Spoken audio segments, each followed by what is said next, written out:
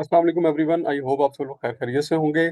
बहुत सारे स्टूडेंट्स के हमें मैसेजेस आ रहे थे, कमेंट्स में भी पूछा जा रहा था, तो मैंने सोचा कि इसमें मैं एक वीडियो बना लूं जिसमें आपके इन तमाम सवालों के जवाब दे दूं जो कि आपके माइंड में है इस वक्त। तो इस वक्त जो है वो बहुत सारे स्टूडेंट्स ऐसे हैं जिनकी रोल नंबर स्लिप्स अपलोड हो गई हैं, बहुत सारे स्टूडेंट्स ऐसे हैं जो नॉट एलिजिबल में आ रहे हैं, बहुत सारे स्टूडेंट डिफॉल्ट लिस्ट के अंदर आ रहे हैं, एक बड़ा नंबर है वो भी। और बहुत सारे स्टूडेंट्स ऐसे हैं जिनके मसले मसाइल ये हैं कि उन्होंने 2 सब्जेक्ट के लिए अप्लाई किया था या 3 सीट्स के लिए अप्लाई किया था, और उनको जो है वो सिर्फ एक रोल नंबर स्लिप मिली है और उसमें जो है वो किसी एक पोस्ट का ही जो है वो टेस्ट है। तो ये सारे के सारे इश्यूज हम लोग इस वीडियो के अंदर डिस्कस करेंगे। आई होप ये वीडियो आपके नॉलेज में इजाफा करेगी। हमने इस वीडियो का एंड तक देखना है। तो इसमें सबसे पहले जो हम डिस्कस करते हैं, तो सबसे पहले जी आपने जब पेप्टा की वेबसाइट पे जाना है, वहां पे आपको एक आज का इंपॉर्टेंट नोटिस नजर आएगा जो कि कुछ इस तरह से कि dear applicant, the test date is 23 March 2025 and the details of eligible candidates centres roll number slip is available on below link. उसके बाद जब आप इस लिंक के ऊपर क्लिक करते हैं तो आपके सामने एक और स्क्रीन ओपन हो जाती है। इसके ऊपर जनरल इंस्ट्रक्शंस हैं, डेट शीट है, बिल्डिंग नोटिस है, उसके बाद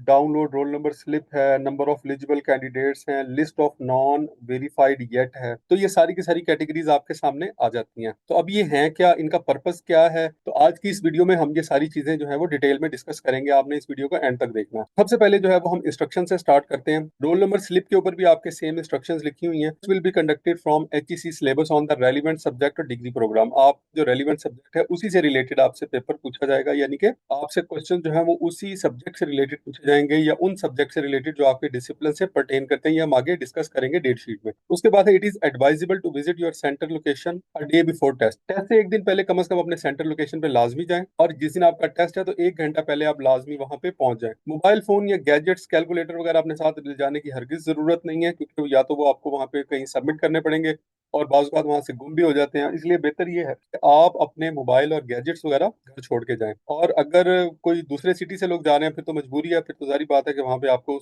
सबमिट करवाने पड़ेंगे। अगर आपके साथ कोई रिलेटिव हैं, कोई दोस्त हैं, तो उनके पास दे दें, अदरवाइज फिर जो है वो आपको रिस्क लेना ही पड़ेगा। अच्छा, आपने जो वेरी वेरी इंपॉर्टेंट जो चीज़ है वो ये है कि आपने एक तो अपने साथ रोल नंबर स्लिप कैरी करनी है, आपकी यहाँ पे अपलोड हुई है, हार्ड कॉपी की फॉर्म में होनी चाहिए, मोबाइल वगैरह में नहीं चलेगी। ओरिजिनल सीएनआईसी लेके जाएंगे, और आपका फी का जो पेड चालान है ये भी आप साथ लेके जाएंगे। इसका मतलब है ये 3 चीजें आप अपने साथ लाजमी लेकर जाएंगे। तो ये 3 चीजें जो है अभी से अपने वॉलेट में या किसी ऐसी जगह पे रख लें, जो या अपने पर्स में रख लें, जो कि आपने साथ लेके जाना हो, ताकि ये बाद में रह ना जाए। उसके बाद पॉइंट नंबर 5 है कीबोर्ड जो है वो आपने साथ लेके जाना है जी। कीबोर्ड आप साथ लेके जाएंगे। अब ये भी हो सकता है कि आपको ऐसी चेयर्स मिले जहां पर जो है वो आर्म रेस्ट भी मौजूद ना हो, तो वहां पर आपको जो है वो क्लिपबोर्ड के बगैर आप लिख नहीं सकते हैं। तो इसका मतलब ये है, और उसके साथ ये है कि ब्लैक बॉल पेन आप लेके जाएंगे। और वो जो आपको बबल शीट मिलेगी, बबल शीट का मतलब ये है कि वो शीट जिसके ऊपर इस तरह से ऑप्शंस बने होते हैं, ठीक है, सर्कल बने होते हैं, और आपने उनको पूरी तरह से फिल करना होता है, उसको बबल शीट कहते हैं। लेड पेंसिल और इंक पेन जो है वो अलाउ नहीं है, कुछ बच्चे ले जाते हैं, लेकिन आपने ब्लैक बॉल पेन लेके जाना है, और आपने अपने साथ एक ट्रांसपेरेंट क्लिप बोर्ड लेके जाना है। ट्रांसपेरेंट अगर ना भी मिले तो दूसरा चल जाएगा, लेकिन कोशिश करें ट्रांसपेरेंट मिल जाए तो ज्यादा अच्छी बात है। उसके बाद है जी returning of question paper along with bubble sheet. Bubble sheet भी आप वापस करेंगे, क्वेश्चन पेपर भी आप वापस करेंगे, ये तो अंडरस्टूड बात है। उसके बाद है जी रफ वर्क जो है वो आप अपने क्वेश्चन पेपर के ऊपर करेंगे। शीट के ऊपर आपने कुछ नहीं लिखना। ये जो शीट होती है ना, ये ओएमआर शीट होती है। बच्चे इस पे जो है वो क्या करते हैं कि कुछ बैक साइड पे चीजें लिखना शुरू कर देते हैं, या इस पे एक से ज्यादा ऑप्शंस को जो है वो उसमें फिल कर देते हैं। तो ऐसी सिचुएशन में मैं आपको बता दूं कि आपके जितने भी आप इस तरह के क्वेश्चंस देंगे तो वो आप जाया हो जाएंगे। उसके बाद आपने ये देख लेना है कि आपकी जो शीट है उसके ऊपर सुपरिटेंडेंट या एडिशनल सुपरिटेंडेंट के साइन है, यानी वहां पे जो मजाज अथॉरिटी मौजूद है उसके साइन है वहां पर।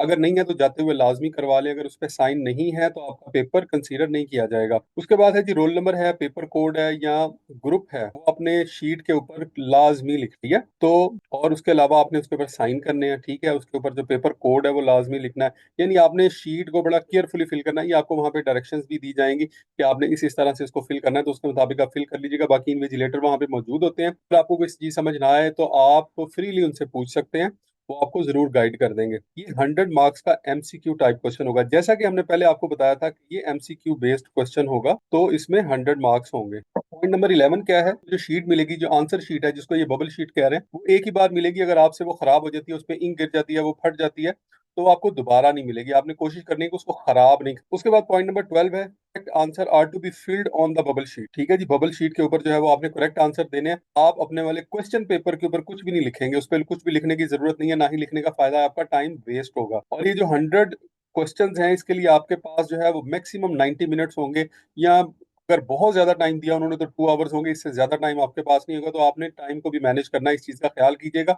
अच्छा, आपके पास एक बहुत जरूरी चीज है, वो ये है कि आपके पास आपकी जो है वो रिस्ट वॉच होनी चाहिए। अगर आपके पास वॉच नहीं है तो आप अपने टाइम को मैनेज नहीं कर सकते। आप बार बार इन्विजिलेटर से पूछेंगे, वो भी आप जो है आपकी बातों में अनॉयड होंगे। तो बेहतर यह है कि अपनी रिस्ट वॉच लाजमी साथ लेकर जाएं। हर क्वेश्चन का जी एक ही करेक्ट ऑप्शन है। एक से ज्यादा अगर आप ऑप्शंस पे टिक करेंगे तो क्या होगा, वो इनवैलिड कंसीडर होगा, आपका आंसर रॉन्ग होगा। इसी तरह से रेजर है, रिमूवर है, या ब्लैंको वगैरह है, वो आपने वहां पर इस्तेमाल नहीं करना। उसके इस्तेमाल का आपको उल्टा जो है वो नुकसान होगा, आपका नंबर कट जाएगा। पॉइंट नंबर 15 है कि जी आपके जो एयर्स हैं, आपके जो कान हैं, वो विजिबल होने चाहिए। आपके कान विजिबल होने चाहिए, यानी उसके अंदर आपने किसी किस्म के कोई एयरपॉड्स वगैरह ना लगाए हो। तो आपके जो कान है, यानी सर के ऊपर कोई कैप वगैरह पहनना या मफलर पहनना या कोई ऐसी चीज लपेटना जो है वो आपको अलाउ नहीं होगा। बबल शीट के ऊपर आपने इसके अलावा कोई मार्क नहीं लगाना। जहां पे उसको फिल करने का क्या कहा गया, बस उनको आपने प्रॉपरली फिल करना है उन सर्कल्स को, उसके अलावा आपने कुछ भी नहीं लिखना। इसके अलावा जो है वो आप अगर सुपरवाइजर के साथ या इन्विजिलेटरी स्टाफ के साथ अगर मिसबिहेव करते हैं या ऑब्सीन लैंग्वेज यूज करते हैं, रूड होते हैं, तो आपको टेस्ट से डिस्क्वालीफाई कर दिया जाएगा। पॉइंट नंबर 18 है कि अगर कोई शख्स वॉकआउट करता है, बाइकआउट करता है, या लोगों को इंस्टिगेट करता है स्ट्राइक करने के ऊपर, तो उसके भी जो है वो जो भी कॉन्सिक्वेंसेज हैं वो उसको बेयर करना पड़ेंगे। अनऑथराइज चेंज ऑफ सेंटर या सब्जेक्ट या ग्रुप जो है वो आपको नहीं है, यानी कि आप सेंटर में आपको आपकी रोल नंबर स्लिप पे मेंशन किया गया, आप उसी सेंटर में जाएंगे, वहीं पे जाके आप टेस्ट देंगे, किसी और सेंटर में आप नहीं जा सकते। उसके बाद पॉइंट नंबर 20 है, applicant having deposited fee after due date March 7 2025 are not eligible. ऐसे लोग जिन्होंने March 7 के बाद फीस जमा करवाई है वो एलिजिबल नहीं है। ऐसे लोग तकरीबन जो है वो 1700 के करीब हैं जिन्होंने 7 मार्च के बाद फीस जमा करवाई है। ठीक है, लेट फी डिपॉजिटर। हमने शुरू से लेकर अब तक आपको यही कहा था कि आप शुरू के दिनों में इसकी फीस जमा करवा दें, फौरी तौर पे फीस जमा कराएं अगर आप वाकई इंटरेस्टेड है इसमें अप्लाई करने के लिए। लेकिन स्टिल बहुत सारे लोग जो है वो, जैसे हमारी आदत है कि एंड में जाके अप्लाई करते हैं, उसकी वजह से अब ये हुआ है क्योंकि फीसें डिपॉजिट नहीं हो रही। आखिरी दिनों में जिन बच्चों ने फीसें जमा करवाने की कोशिश की है, इस सिस्टम पे हमारे बर्डन होता है, हमारी वेबसाइट जो है वो इतनी अच्छी क्वालिटी की नहीं है, तो उसकी वजह से वो डाउन हो जाती हैं। इन्होंने, हमने ये सोचा था कि शायद ये डेट एक्सटेंड कर दें, वो भी इन्होंने एक्सटेंड नहीं की, और अनफॉर्चुनेटली बहुत सारे जो स्टूडेंट्स हैं उनका लॉस हो गया। अब ये वो स्टूडेंट्स हैं जिन्होंने फी भी डिपॉजिट करवाई है, लेकिन उसकी तरह ऑन दी अदर साइड जो है उनको उसका कोई बेनिफिट भी नहीं हुआ। Results of the applicants home fee deposited in due date और नॉट वेरीफाइड। ऐसे लोग बच्चे जिनकी फी जो है वो तो पे हो गई है लेकिन अभी वेरीफाइड नहीं हुई, तो उनका रिजल्ट जो है वो डिटेन कर दिया जाएगा अनटिल अनलेस के उनकी जो फी है वो कंफर्म नहीं हो जाती। अगर उनकी फी कंफर्म हो जाती है तो उनका कैंडिडेचर इंटैक्ट है। अगर उनकी फी वेरीफाइड नहीं होती तो उनका कैंडिडेचर कैंसिल कर दिया जाएगा, यानी उनको जो है वो इंटरव्यू में कंसीडर नहीं किया जाएगा। ये बात ज़हन में रखिएगा। और comply with the instructions, failing to which FIR may be registered. ठीक है जी, तो एफआईआर वगैरह भी हो सकती है, तो आपने वहां पे कोई लड़ाई शड़ाई नहीं करनी। अच्छा, इसके रिलेटेड आपकी जो क्यूरीज हैं, रोल नंबर स्लिप से रिलेटेड जो भी मसले मसाइल हैं, आप लोगों ने ये करना है कि एक तो यहाँ पर ये एक एड्रेस है, इस पे आपने ईमेल करनी है। ये एक ईमेल एड्रेस है, इस पे आपने ईमेल करनी है अगर आपको कोई भी मसला मसाइल है। उसके अलावा यूएन नंबर इन्होंने यहाँ पे दिए हुए हैं, इनके ऊपर आप कॉल करके भी जो है वो पता कर सकते हैं। आमतौर पे ये जो यूएन नंबर है ये अटेंड नहीं करते हैं ये लोग। आप ईमेल करके देख लीजिएगा, मे भी शायद आपको इस पे रिस्पांस मिल जाए। इसके बाद हमारे पास डेट शीट है जी। ये क्या है? ये डेट शीट है। अगर देखा जाए तो इसमें 2 शिफ्ट्स में आप लोगों के पेपर होंगे। डेट क्या है? डेट वही है, 30 मार्च 2025 संडे का दिन है। पहली शिफ्ट जो है वो 10:30 से 12:30, यानी 2 घंटे का टाइम है आपके पास। 2 घंटे का टाइम है, इसका मतलब है कि 2 घंटे में यानी 120 मिनट्स में आपने 100 क्वेश्चंस कंप्लीट करने हैं। तो अब यहाँ पर एक और चीज़ है, मैं आपके साथ अगेन डिस्कस करता हूँ कि अब ये देखिए, मैनेजर लीगल है, असिस्टेंट मैनेजर लीगल है, इनका पेपर जो है वो एक ही होगा। इसी तरह से मैनेजर आईटी है, असिस्टेंट मैनेजर आईटी है, इन दोनों का पेपर एक जैसा होगा। इंफॉर्मेशन टेक्नोलॉजी से रिलेटेड टेस्ट कैटेगरी जो है वो आईटी है इनकी। उसके बाद देखेंगे असिस्टेंट मैनेजर एचआर है, ये ह्यूमन रिसोर्स से रिलेटेड, इसका टेस्ट अलग होगा। मैनेजर फाइनेंस एंड ऑडिट है, इसके अलावा assistant manager finance and audit है, इनका टेस्ट जो है वो फाइनेंस एंड ऑडिट से रिलेटेड होगा। यानी मोस्टली जो सब्जेक्ट है वो सब्जेक्ट रिलेटेड ही होंगे। इसी तरह से अगर आप देखें तो जूनियर साइंटिस्ट माइक्रोबायोलॉजी है, तो उनका टेस्ट माइक्रोबायोलॉजी से रिलेटेड होगा। इसका मतलब ये है कि अगर आप माइक्रोबायोलॉजी में आपने मास्टर्स किया, तो माइक्रोबायोलॉजी के जो अपने सब्जेक्ट हैं आपके मास्टर्स के, उन्हीं को प्रिपेयर करेंगे। ये अच्छी बात है कि इन्होंने यहाँ पे क्लियर कर दिया। एग्रीकल्चर में अगर आपका मेजर है तो एग्रीकल्चर, तो आप जो टोटल सब्जेक्ट्स हैं आप अपनी एग्रीकल्चर यानी एमएससी वाले वो प्रिपेयर करेंगे। फूड वाले फूड के सब्जेक्ट प्रिपेयर करेंगे, ड्रग वाले ड्रग वाले करेंगे। अच्छा, यहाँ पे एक चीज जो है वो काबिल गौर है, वो ये है कि जूनियर साइंटिस्ट जो है अगर मॉर्निंग शिफ्ट में है तो इवनिंग शिफ्ट में कोई भी नहीं है, इसका मतलब ये है, या फिर अदर शिफ्ट्स में कोई नहीं है। इसका मतलब ये है कि अगर किसी ने जूनियर साइंटिस्ट की 2 सीट्स के ऊपर अप्लाई किया है, उसको एक रोल नंबर स्लिप मिली है, तो जाहिर ये लगता है हमें कि वो दूसरे को कंसीडर नहीं करेंगे। लेकिन आप हमने आपको जो कॉन्टैक्ट नंबर दिया है उस पर आपने राब्ता करना है, उस पर आपने उनसे कंफर्म करना है। हम भी राब्ता करने की कोशिश कर रहे हैं। लाहौर में हमारे कुछ अपने जराए हैं जिसके जरिए हम पता करने की कोशिश करें। हमारे पास जो भी अपडेट होगी वो फौरी तौर पे हम आप लोगों के साथ शेयर करेंगे। इसके अलावा आप देख लें जी कि ये क्वालिटी एश्योरेंस मैनेजर है, ड्रग टेस्टिंग लैब वगैरह, टेक्निकल मैनेजर है, इन सब का जो है वो एक ही तरह का सिलेबस है, ठीक है। तो इनको जो है वो एक ही टेस्ट होगा। अब सेकंड टाइम के अंदर अगर आप देखें तो यहाँ पे, अब अगर सेकंड टाइम में देखें तो 2 बजे से लेकर 4 बजे तक टेस्ट का टाइम है। ये ग्रुप सेकंड है, इवनिंग में होगा। ये इसमें भी अगर आप ये देखें तो अब इन्होंने जो है वो कुछ पोस्ट को क्लब कर दिया है। अब ये सारी पोस्ट क्लब है। इसी तरह से सुपरवाइजर मैकेनिकल वगैरह है, इसका अलग टेस्ट होगा। सुपरवाइजर HVAC है, इसका अलग होगा। इलेक्ट्रिकल का अलग होगा। मैनेजर वर्क्स का अलग होगा। तो यहाँ बज़ाहिर मुझे नजर नहीं आ रहा कि उन लोगों के लिए कोई प्रोविजन रखी गई है जिन लोगों ने मल्टीपल पोस्ट के लिए अप्लाई किया है। या तो फिर ऐसा होना चाहिए था कि मल्टीपल पोस्ट के लिए अप्लाई करने का ऑप्शन ही नहीं होना चाहिए था। अब बच्चों ने, मैं आई कैन रियली अंडरस्टैंड के बच्चों ने जो है वो मल्टीपल पोस्ट के लिए फी डिपॉजिट करवाई है और उनको जब रोल नंबर स्लिप जो है वो एक पोस्ट की मिल रही है। तो अगर आपने ऐसा ही करना था तो ये आपको क्लियरली मेंशन करना चाहिए था। अब एक एक बड़ी कॉस्ट बच्चे इनकर कर चुके हैं, अब वो लोग फ्रस्ट्रेटेड भी हैं, और मेरा ख्याल है कि इसको पहले क्लियरली मेंशन होना चाहिए था। स्टूडेंट्स के साथ जो है वो इस तरह की चीज नहीं होनी चाहिए। उसके अलावा अगर आप देखें तो फिर एंड में देखें हमारे पास, इसके अलावा अगर आप देखें तो प्राइवेट सेक्रेटरी असिस्टेंट है, उसके बाद डाटा एंट्री ऑपरेटर है, टेलीफोन ऑपरेटर है। इन सब का टेस्ट जो है वो एक जैसा ही होना है। ये चारों का टेस्ट जो है वो एक जैसा ही होना है। इसमें क्या आएगा, इसमें इंग्लिश आएगी, मैथ आएगा और इसमें GK आएगा, यानी जनरल नॉलेज आएगा। ये तीन चीजें पूछी जाएंगी। इसके बारे में हमें सबसे ज्यादा क्वेश्चंस आए हैं प्राइवेट सेक्रेटरी के, असिस्टेंट के, डाटा एंट्री ऑपरेटर के, टेलीफोन ऑपरेटर के, कि इसका टेस्ट जो है वो कैसा होगा। तो ये हम आपको बता रहे हैं कि इसमें इंग्लिश, मैथ और GK पूछा जाएगा। आप इसकी प्रिपरेशन लें। उसके अलावा बाकी जो है वो आपके सामने है। अब यहाँ पे एक नोट लिखा हुआ देख लेते हैं, test will be conducted from the HEC syllabus of the relevant subject और डिग्री प्रोग्राम, यानी HEC का जो सिलेबस है वहां से टेस्ट लिया जाएगा। इसके बाद बता रहा है कि जी सेक्रेटरी है, असिस्टेंट है, डाटा एंट्री ऑपरेटर है या टेलीफोन ऑपरेटर है, उसकी जो इनिशियल स्क्रीनिंग टेस्ट है, पहली बात तो ये कि टेस्ट होना है। कुछ बच्चे ये पूछ रहे थे कि टेलीफोन ऑपरेटर का क्या टेस्ट होगा जी, तो फिर टेस्ट भाई होना है यहाँ पर। और किस चीज का होगा, वो जो मैंने आपको बताया, इंग्लिश, मैथ और GK will be based on the verbal skills यानी इंग्लिश, ये वही वाली बात आ गई। एनालिटिकल स्किल्स यानी बेसिक मैथमेटिक्स और जनरल नॉलेज यानी GK।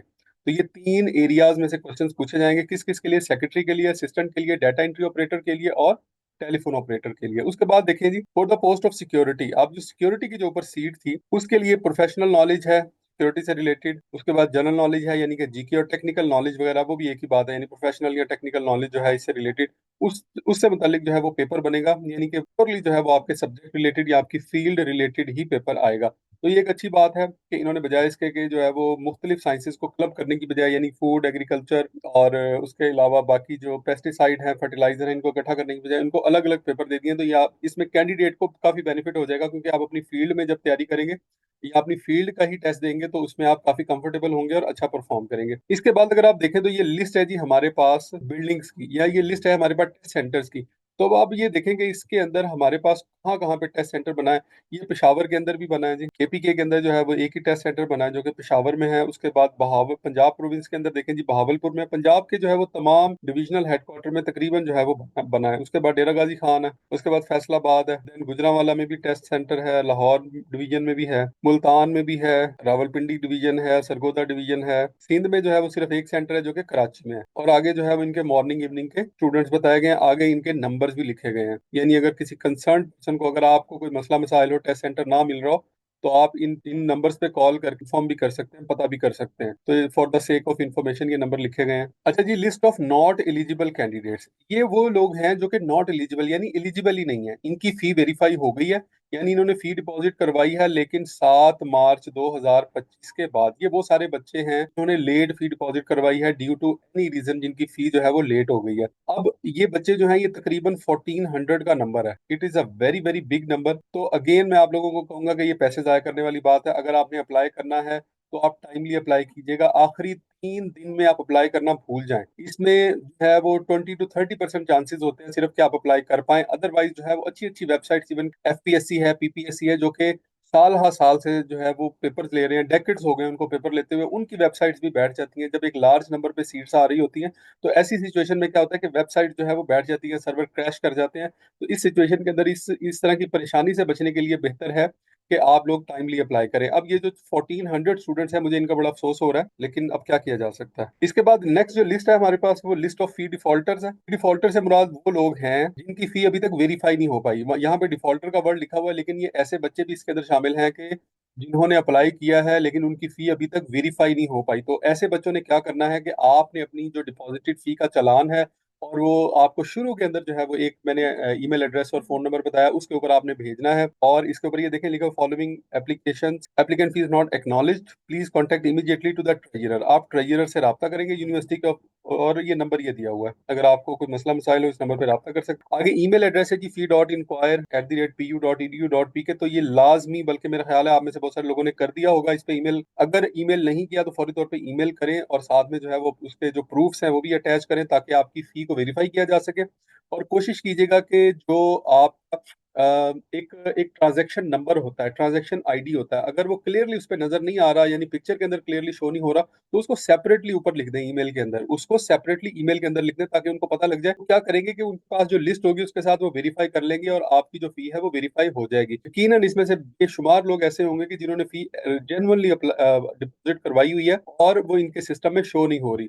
तो आप अगर इस तरह से ईमेल करेंगे तो वो आपको जरूर जो है वो कंसीडर करेंगे। अब ये देखें, ये भी एक बहुत बड़ा नंबर है, तकरीबन 1700 के करीब ये नंबर है जी। 1735 लोग हैं ये जिनकी फी अभी तक वेरीफाई नहीं हो पाई, अनफॉर्चुनेटली। तो उम्मीद है कि जी आपकी आज की वीडियो ने आपके नॉलेज में इजाफा किया होगा, इसमें आपके बहुत सारे क्वेश्चन सेटिस्फाई हो गए होंगे। इसके अलावा अगर आपके माइंड में जो क्वेश्चन है, फॉर एग्जाम्पल बहुत सारे स्टूडेंट्स का ये मसला है कि उन्होंने मल्टीपल पोस्ट के लिए अप्लाई किया था, लेकिन उनको सिर्फ एक पोस्ट के लिए ही रोल नंबर स्लिप मिली है, वो कल ईमेल करें लाजमी, और इनके जो नंबर्स दिए हुए हैं उनके ऊपर राब्ता करें, वहां से आपको कोई ना कोई जवाब जरूर मिल जाएगा। वी आर ऑल्सो ट्राइंग, से ही हमें कोई अपडेट मिलेगी हमारे चैनल के साथ जुड़े रहिएगा, हम अपने चैनल पे आपको फौरी तौर पे अपडेट करेंगे। और इसके अलावा अगर आप क्वेश्चंस हैं तो वो आप कमेंट सेक्शन में भी पूछ सकते हैं। हमारी पूरी ये कोशिश होती है कि हम कमेंट सेक्शन के अंदर हर सवाल का जवाब दें। Wish you all the best. Allah Hafiz.